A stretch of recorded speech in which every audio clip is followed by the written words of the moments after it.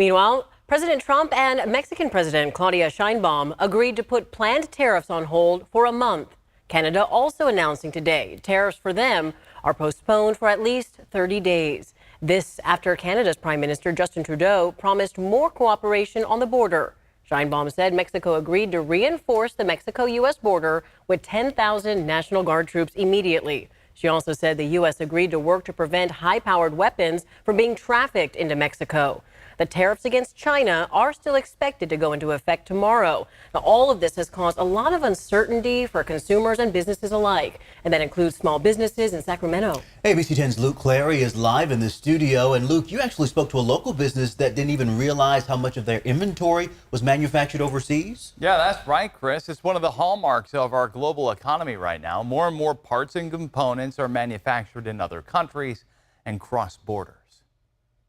This auto repair shop in Midtown Sacramento is a locally owned small business, but their parts come from all over the world. I never really needed to look where it came from before.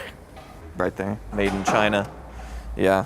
A closer inspection of the inventory at John Ellis and Son reveals that future orders could be impacted by the Trump administration's tariffs on goods from China. So I guess this would basically be the U.S. Matthew Fogg is the manager. Although everything came from a different country, until now, I didn't really ever think to look exactly where my parts were coming from. Like, who made the parts. And he's not alone. In a modern global economy, how common is it for a business to not really consider where certain parts are manufactured? An interesting question. I too was at the auto parts store. Christopher Meisner is a professor of economics at UC Davis. A lot of people are unaware of how connected we truly are right now. Yep.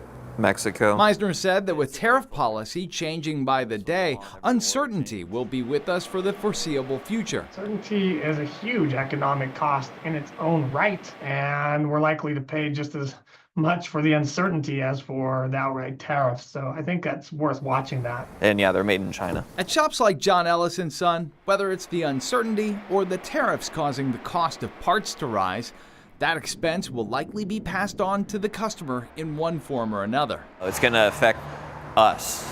So I would say to keep that in mind when the policies are being implemented, that it does affect real people.